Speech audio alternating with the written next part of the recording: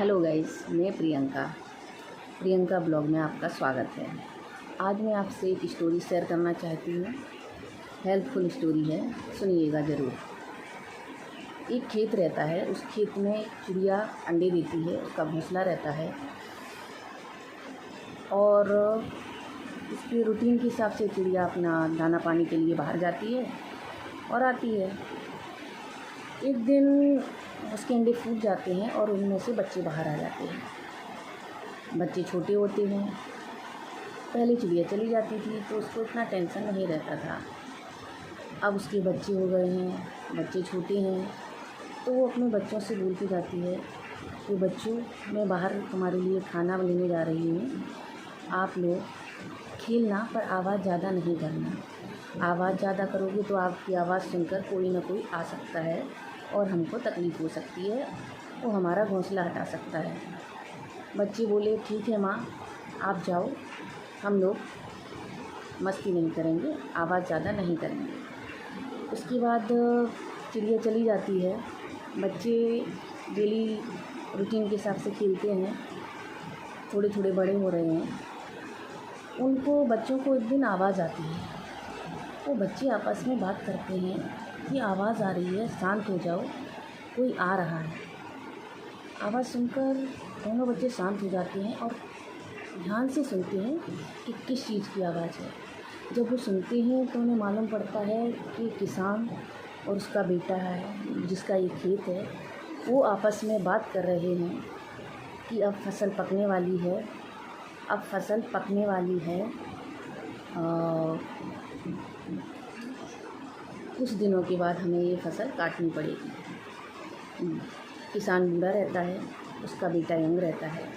बेटा बोलता है हाँ पिताजी, हम इसको काट लेंगे, पर अभी टाइम है। ऐसा बोलकर दोनों चले जाते हैं। उसके बाद जब चिड़िया की माँ बच्चों की माँ आती है खेत में, तो बच्चे बोलते हैं माँ, आज किसान और उसका बेटा आया था और फसल काटने की बात कर रहा था, हमें यहाँ से दूसरी जगह जाना चाहिए। चिड़िया बोलती है मैं कुछ करती हूँ, तुम लोग शांत रहो। इतना बोलकर चिड़िया डेली रूटीन के हिसाब से दाना लाने चली जाती है। 2 दिन 3 दिन के बाद फिर किसान आता है और फिर उसी बच्चों को आवाज़ आती है। बच्चे फिर शांत हो जाते हैं और किसान की बात सुनते हैं। किसान बोलता है बेटा, फसल पक गई है, अब हमें फसल काटनी चाहिए।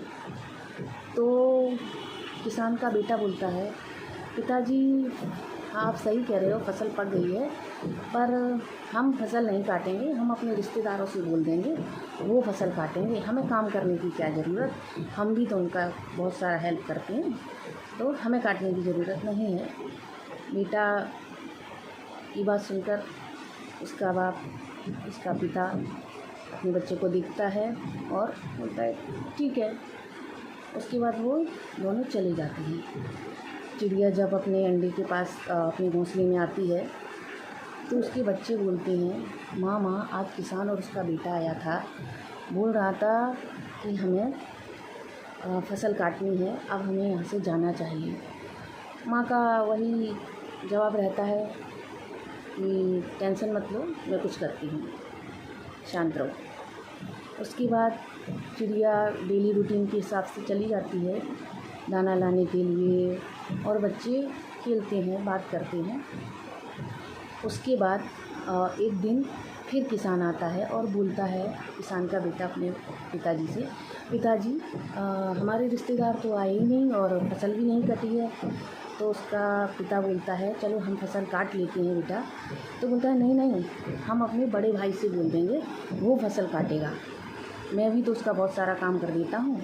तो उसका पिता बोला वो फसल क्यों काटेगा, वो अलग रहता है, वो हमसे अलग रहता है, वो फसल नहीं काटेगा। तो उसका बेटा नहीं मानता है और अपने बाप को चुप करा के अपने पिता को लेके चला जाता है घर पे। ये बात बच्चे सुनते हैं चिड़िया के, और जब चिड़िया घर में आती है तो वो बोलते हैं कि मामा ऐसा हुआ था, ऐसा ऐसा किसान ने बोला है कि फसल काटनी है। उसके बाद चिड़िया बोलती है कि तुम टेंशन मत लो, हम लोग चले जाएंगे। उसके बाद 2 दिन के बाद फिर किसान और उसका बेटा आता है और अब किसान बोलता है बेटा, अब फसल पक चुकी है, अगर हमने अब फसल नहीं काटी तो फसल बेकार हो जाएगी। तो उसका बेटा बोलता है, हाँ पिताजी, अब तो हमें फसल काटनी ही पड़ेगी। अब हम कल आएंगे और सबसे पहले फसल ही काटेंगे आके सुबह सुबह। इतना बोलकर दोनों चले जाते हैं।